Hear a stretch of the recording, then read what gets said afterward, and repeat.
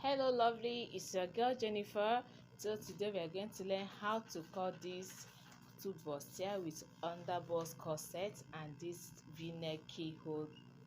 Right now to the work table, I get my horizontal measurements. The next I need here is the bust point, the waist, then the underbust. Then I using 9 inches, 10 inches for the bust point, then 13 inches for the underbust. From the bust point, I go up by 2 inches, which is 8. That will serve as my chest line. So again, I make it into a straight line. That's the bust point, the under bust, and the waistline. So that's basically the vertical measurement I need for this. Now I'll go ahead to determine my neckline. I'm using 3 by 3 inches for the neckline. This is just to serve as a guideline. I'm not going to use this neckline for this. Now from there, I'll determine my shoulder.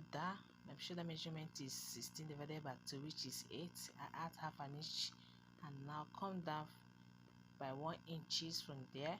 Then I connect it to the neckline. Alright, so the next step is to get my armhole curve. From there I mark my shoulder measurement, which is 8, in order to get a straight line. So I connect the lines and then determine the midpoint of my armhole. That's 8 divided by 2, which is giving me 4 inches. Then I'll come out by half an inch and get my bust measurement divided by 4. I'll mark it there and then connect the lines, the bust measurement to the armhole midpoint down up to the shoulder slope, like so.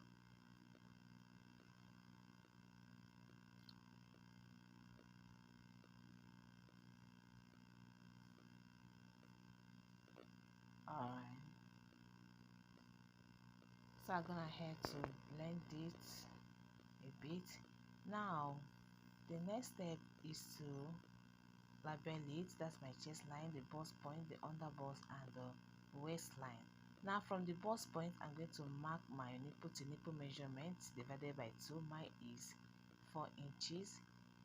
So I'm going to make it into a straight line, mark for 4 inches down and make it into a straight line, like so. Oh, from the bust point, from the underbust, I'm going to come out by 1 inches from the right side, 1 inches down to the waistline. That's from the underbust. Then at the other side, I'm going to mark 1 inches and make it into a straight line. And the other side, I mark 2 inches, which is a total of 3 inches for the dart. Right, so I'll come down by half an inch from the bust point and connect the dart to the point. This is to enable it have a sharp end, a kind of curve at the bust point. Notice I did not mark it direct to the bust point. I come down a bit so that I'll get that curve there. So now I'll go up by half an inch from the chest line. You can go up to 1 inch depending how you want it, if you want the bust to cover well. So I'm going up by half an inch, then I'll connect it to the line. Now I'll determine the midpoint of my shoulder. The midpoint of my shoulder, I'll mark it there, then I'll connect it to the dart as well.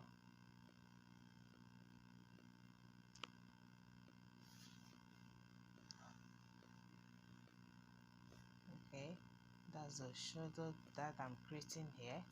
Now I'll come out by half an inch on both sides,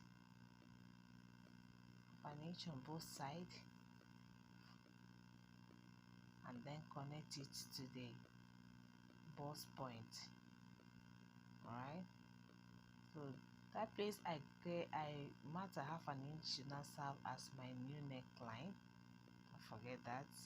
It's serving as my new neckline, and it's totally optional. You can decide to leave your own like that, but I want the bust to cover. I want the bustier to cover the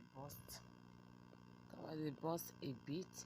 Now, so the next step is to connect the dart to the chest line. This chest line, not neckline. So I'll connect the dart to the chest line, right? Then connect the other one to the armhole line, right? So you can see that our bustier is already formed. Now the next step is to get my horizontal measurements from the chest line.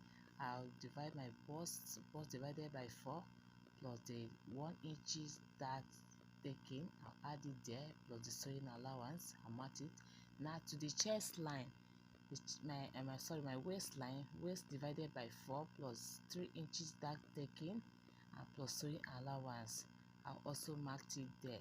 So I'll connect the 2 lines together, right? So that's basically all for this drafting. I'm going ahead to cut out this my yoke. Then I'll cut it out. Cut out my yoke first. And after cutting out the yoke, then I'll cut out from the under bust, right? This my yoke. Then from the under bust, I'll cut it out and keep it before cutting out the bust, right? So now, having cut it off, this is my bust. I'll go ahead and give it a notch and also create a arrow there in order to get my bust point, right? And this is the center front and this is the side. All right, so now I'll go ahead and open it. As you can see, this is the bust.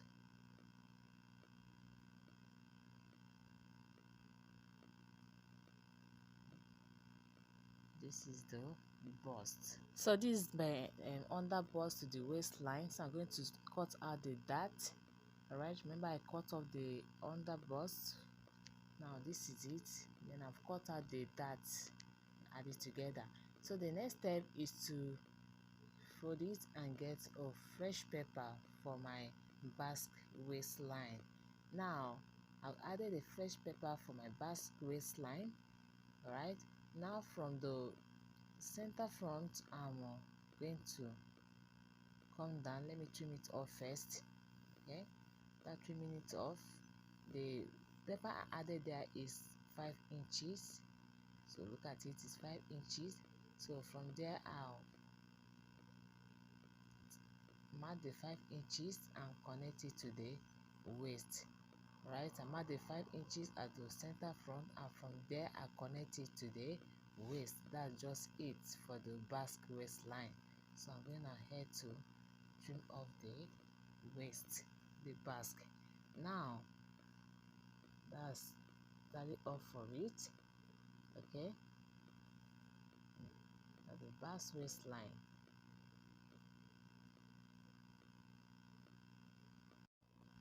Now I'm going ahead to work on the yoke. So I'll determine the midpoint of my neckline, my shoulder line, determine the midpoint, then from there I'll connect it to the bust dart. Honestly guys, you can actually do this before cutting it off so that it will be more easier, but I've already cut it off, but I'll still do it. Now I'll connect the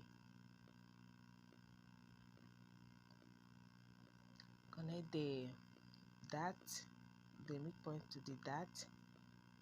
All right, then from the midpoint I'll come out by 2 inches on both sides. I'll mark it there. Then I'll create a kind of triangular shape there from both sides. I go out by 2 inches on both sides and I'll connect it to the shoulder dart. That's basically all for it. Then the next step is to cut it off.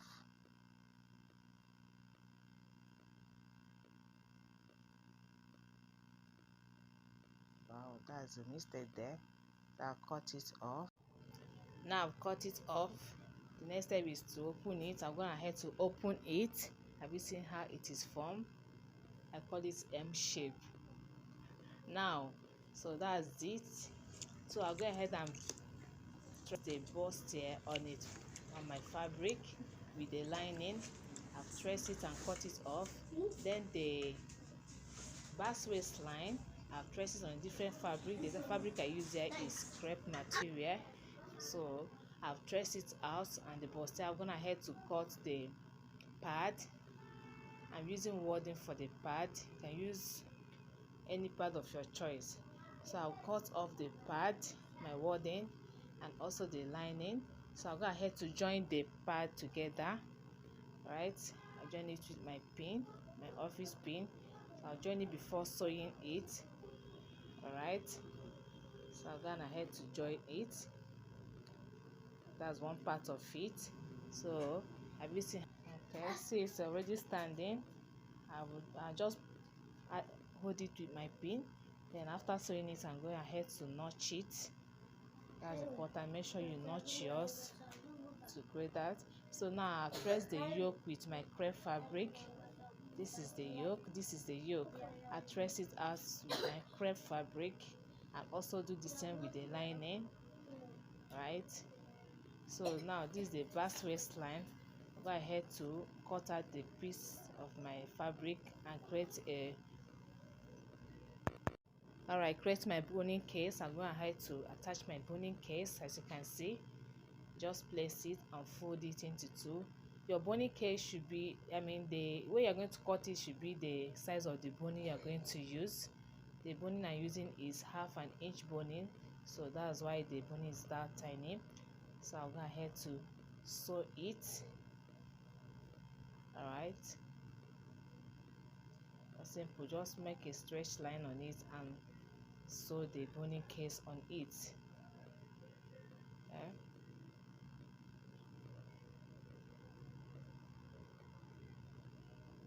So I can also sew the other line. I can sew the two line. This is totally optional. I just want to sew it because it gives it that firm hold on the boning case. All right, that's it. So I go ahead to trim off the essence and insert my boning. Can you see the kind of bone I'm using? It's not that big one. So I insert the boning on all the boning case loops.